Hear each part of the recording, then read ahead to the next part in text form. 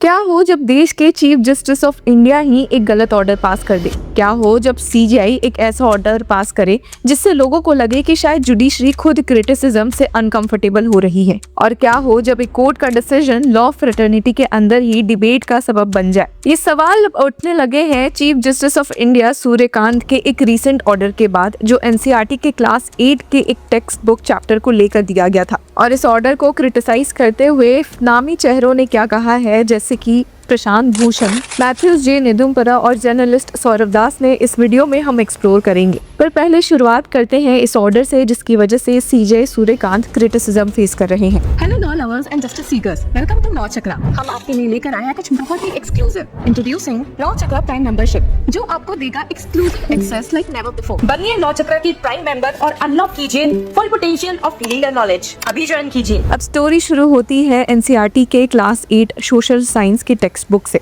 जिसमें एक चैप्टर में जुडिशरी की रोल के साथ साथ उसके चैलेंजेस का भी जिक्र किया गया था और जिसमें करप्शन की बातें भी उठी थी, जिसे कि चैलेंजेस के रूप में मेंशन किया गया। लेकिन सुप्रीम कोर्ट ने चैप्टर को देखते ही सू मोटो कॉग्निजेंस लिया था, कहा था कि जुडिशरी की डिग्निटी को अंडरमाइन करता है। कोर्ट ने ऑब्जर्व किया कि prima facie the material appear to be a calculated move to undermine and demean the dignity of the judiciary. और इसके बाद ही सुप्रीम कोर्ट ने रिसेंटली एक स्ट्रिक्ट स्टेप लिया। बेंच ने तुरंत ऑर्डर दिया कि किताब के सारे फिजिकल और डिजिटल कॉपीज विड्रॉ किए जाए।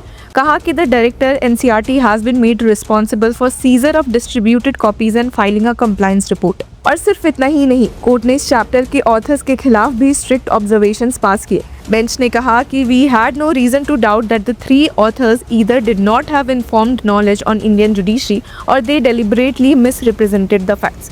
इसके बाद एक और कंट्रोवर्शियल डायरेक्शन दिया गया। कोर्ट ने गवर्नमेंट ऑफ इंडिया और स्टेट गवर्नमेंट्स को कहा कि वो इन 3 ऑथर्स से डिस्टेंस बनाए और उन्हें किसी भी काम की रिस्पॉन्सिबिलिटी ना दीजिए जिसमें पब्लिक फंड्स इन्वॉल्व हो। अब ये ऑर्डर आते ही सोशल मीडिया लीगल सर्कल्स में बड़ा डिबेट शुरू हो गया।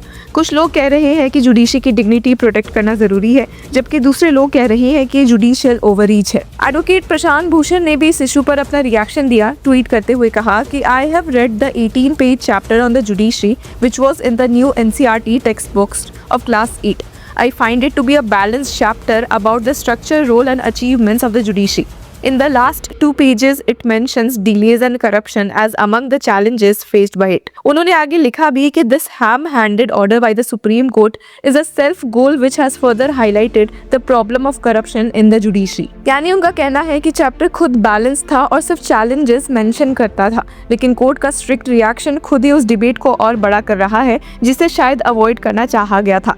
लेकिन इंटरेस्टिंग बात यह है कि एडवोकेट भूषण के ट्वीट के तुरंत बाद ही उन्हें भी क्रिटिसिज्म फेस करना पड़ा। एडवोकेट मैथ्यूज जे निदुम्परा ने उनके ट्वीट का जवाब देते हुए काफी शार्प क्रिटिसिज्म किया।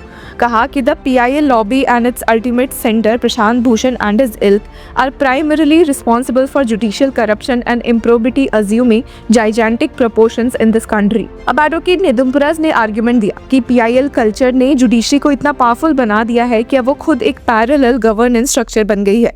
कहा कि they misused PILs to reduce parliament to a subordinate tribunal and to elevate जजेस to the position of supreme legislature, executive and adjudicator all at once and accountable to none. उनका ये भी कहना था कि पीआईएल ने जजेस को एक ऐसी पोजीशन में ला दिया है जहां क्रिटिसिज्म भी कंटेम्प्ट के थ्रेट के साथ डील किया जाता है। लिखा कि पीआईएल्स हैव टर्न्ड जजेस into emperors who can not be criticised let alone held accountable. और इस डिबेट में एक और वॉइस सामने आई है जर्नलिस्ट सौरभ दास की। उन्होंने सीजे सूर्यकांत के अप्रोच पर ही सीरियस क्वेश्चन मार्क्स रेज किए हैं। उन्होंने ट्वीट किया कि the manner in which Chief Justice Suryakant's bench is proceeding in the NCERT matter is terribly disquieting. Saurabh Das ने कहा कि अगर सीजीआई सच में अकाउंटेबिलिटी की बात करते हैं तो पहले जुडिशरी के अंदर की कंप्लेंट्स का स्टेटस पब्लिक होना चाहिए। उन्होंने सवाल उठाया कि let the chief justice tell the country what happened to those 8630 complaints against sitting judges received by the Chief Justice of India's office over the last 10 years. उनका कहना था कि जब जुडिशरी खुद ट्रांसपेरेंसी डिमांड करती है दूसरे इंस्टीट्यूशन से, तो उसे खुद भी ट्रांसपेरेंसी शो करनी चाहिए।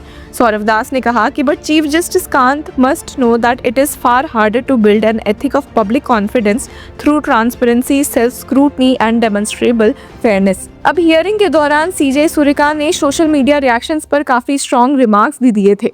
इंटरेस्टिंगली उन्होंने वार्निंग देते हुए कहा था कि some elements have acted irresponsibly on social media. We firmly believe in catching bull by the horn.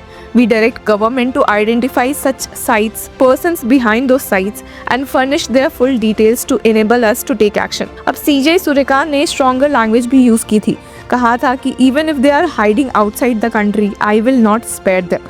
और एक और रिमार्क जो काफ़ी डिस्कस हो रहा था वो था जब CGI ने कहा कि some anti-social elements have reacted also. I will deal with them too. They should realize how to deal with the current CGI.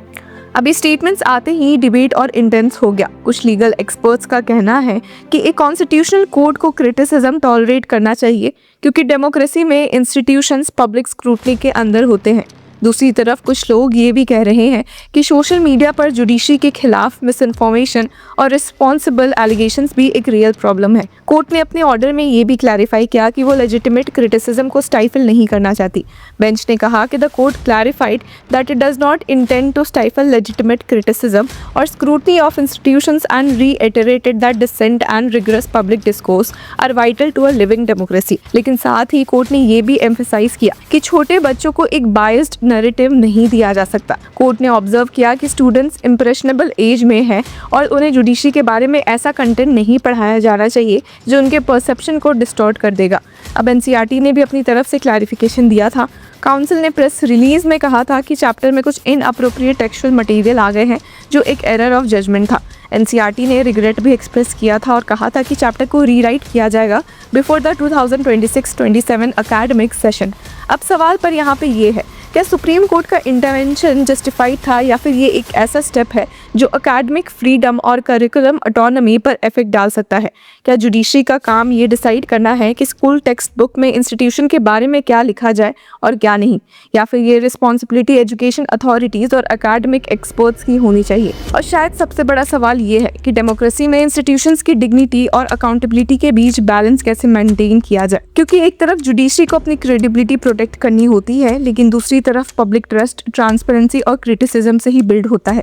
अब देखना ये होगा कि आगे कोर्ट इस मैटर में क्या फाइनल डिसीजन देता है और क्या ऑथर्स या NCERT इस ऑर्डर को चैलेंज करते हैं। लेकिन एक बात क्लियर है, एक टेक्स्ट बुक चैप्टर ने देश में judiciary, criticism, accountability and democracy के रोल पर एक बहुत बड़ा डिबेट ज़रूर शुरू कर दिया है। तो व्यूअर्स, इस पूरे मुद्दे पर आपकी क्या राय है? Do let us know in the comment section. Until then keep following law चक्र।